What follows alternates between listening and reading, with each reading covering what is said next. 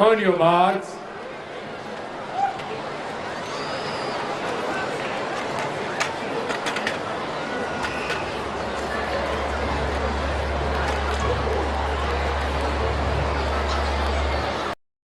Ladies and gentlemen, welcome back to my YouTube channel, and please don't forget to subscribe if you're new. And to my subscribers, thank you so much for your unwavering support, and continue commenting, liking and sharing the same note. So in today's episode, we are going to focus on the new battle for sprinting supremacy. And after watching this video, let me know which country do you think will dominate the next generation of sprinting. Is it Jamaica, the USA, or another country? Let me know in the comment section, and all credit goes to the original broadcaster of this video.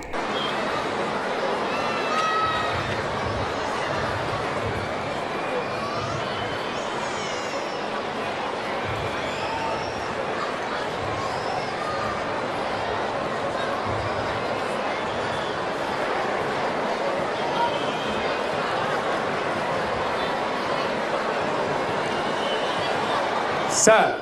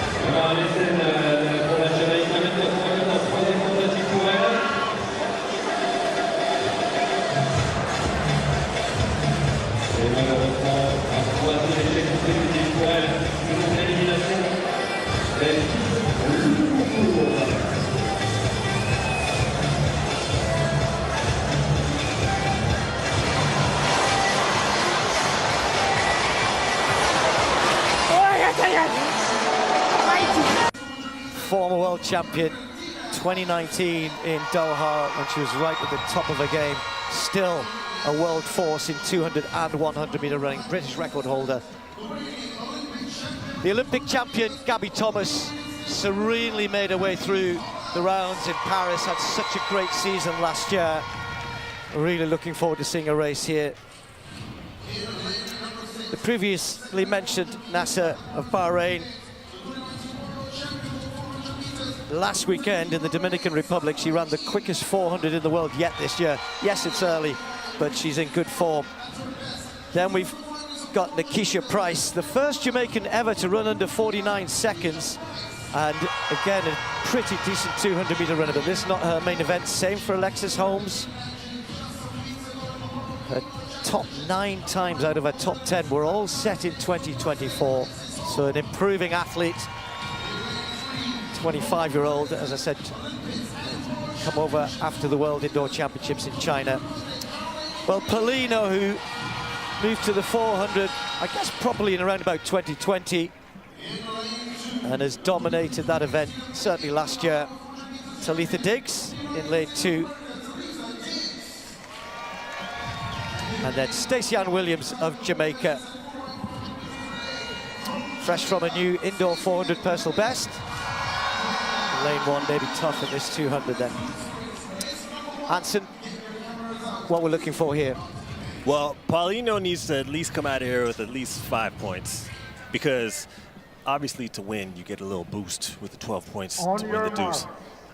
Gabby and Dina are really going to be battling for that, and I think that they know that they're going to have a good chance at that 100K if they jump out in front with the points in this early race.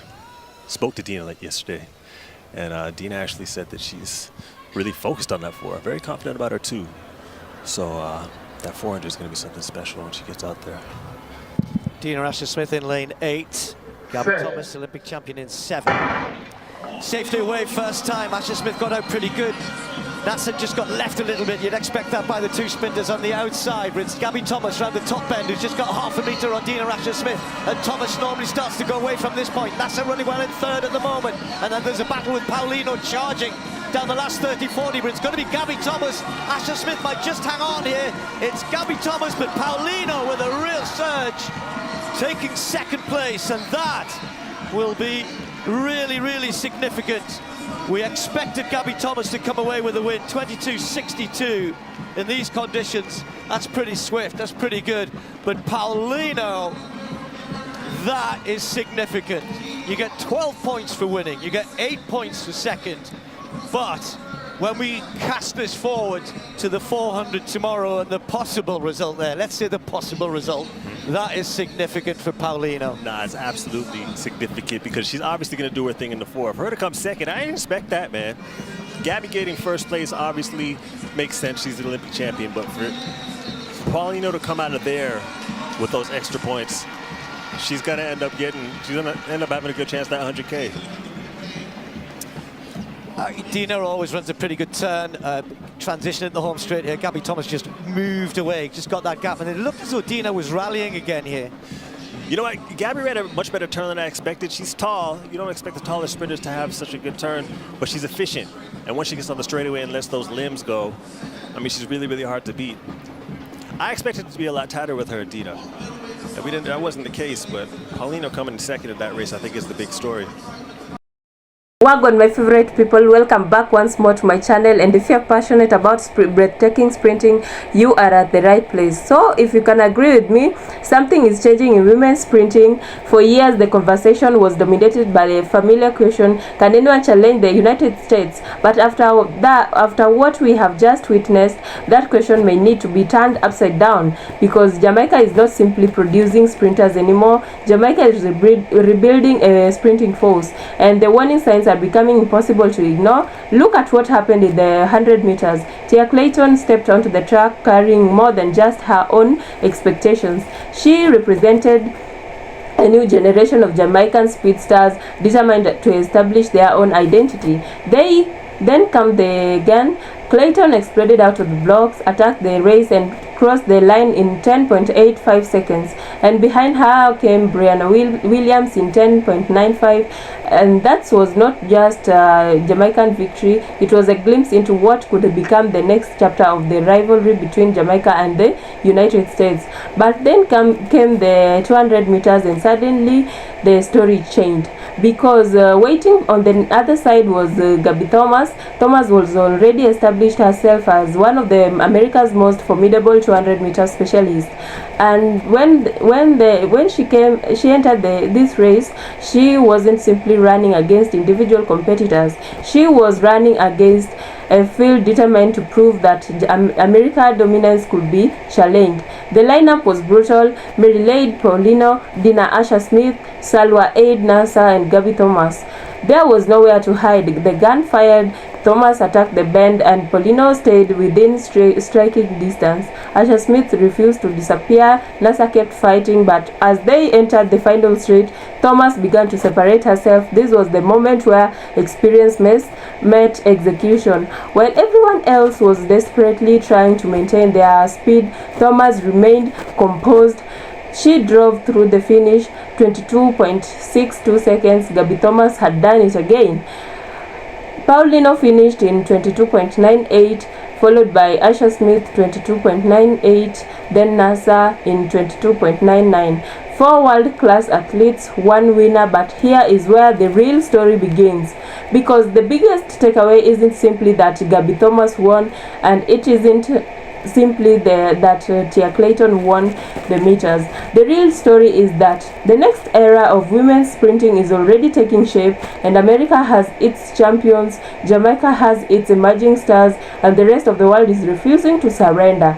This is no longer a predictable sprinting landscape where you can simply name your favorite before the gun goes off. The margins are becoming thinner, the talent pool is becoming deeper and deeper, and the young Jamaican generation is beginning to make its presence felt. Tia Clayton's performance is particularly important because Jamaica's greatest sprinting eras were never built around one athlete. They were built around depth, and one champion can win a medal, but an entire generation can change the sport. And that is exactly what Jamaica appears to be trying to create again. Meanwhile, the United States isn't just standing still. Gabby Thomas' performance was a reminder that America still possesses extraordinary technical quality, speed, endurance, and championship experience. So perhaps the real question isn't Jamaica versus America, who is better. The better question is, who is building the stronger future? Because today's winners may not necessarily define tomorrow.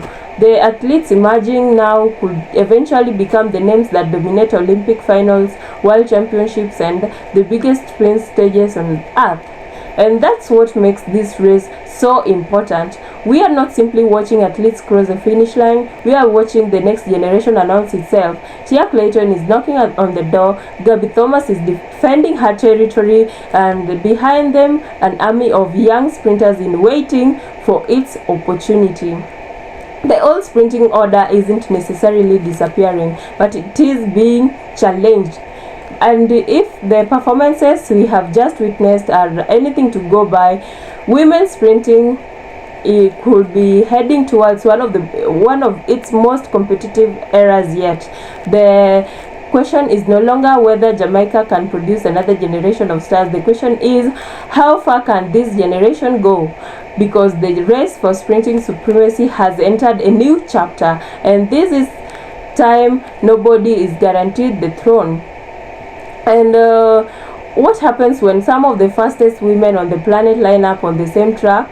You get pure speed, pressure, drama, and a battle that can change the entire conversation about women's sprinting.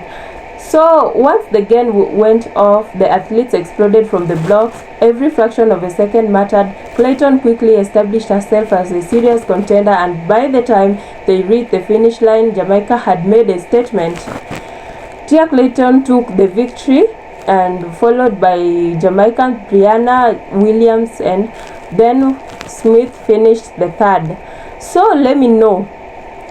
Coming off the bend, the race began to change. This is where Gabby Thomas is so dangerous, and her ability to carry speed through the curve and the transition into the home straight puts enormous pressure on her opponents. While some athletes began to lose rhythm, Thomas continued driving forward, and when they crossed the line, the scoreboard delivered the verdict: Gabby Thomas in 22.62 seconds. And one perfectly executed bend can be the difference between victory and defeat that Gabby Thomas did. The most exciting part of that athletes are still writing their stories. The veterans have already created legendary moments, but the younger generation is beginning to knock on the door. So let us imagine the pressure, the speed, and imagine the final 20 meters. That is the kind of rivalry athletics fans live for. And the competition showed one thing very clearly, that the sprinting world is getting faster, deeper, and more unpredictable. Jamaica is still dangerous, the United States is still producing champions, and the rest of the world is refusing to stand aside. So if you thought the battle was already over, think again, because the next generation is coming, and coming with a lot of force. The rivalry is intensifying all over the countries all over the continent, and judging by what we have just witnessed, the biggest sprint battles may still be ahead of us. Okay, so let me know in the comment section, who do you think will dominate the next generation of women sprinting? Is it Jamaica, the USA, or another country? And let me know in the comments, and don't forget to subscribe if you haven't subscribed. Please support my channel, because I just recently started it, and for more explosive athletics action, just ensure to ring that bell. And thank you so much for watching. See you till the next video. I love you all for watching, and thank you so much for cooperating. See you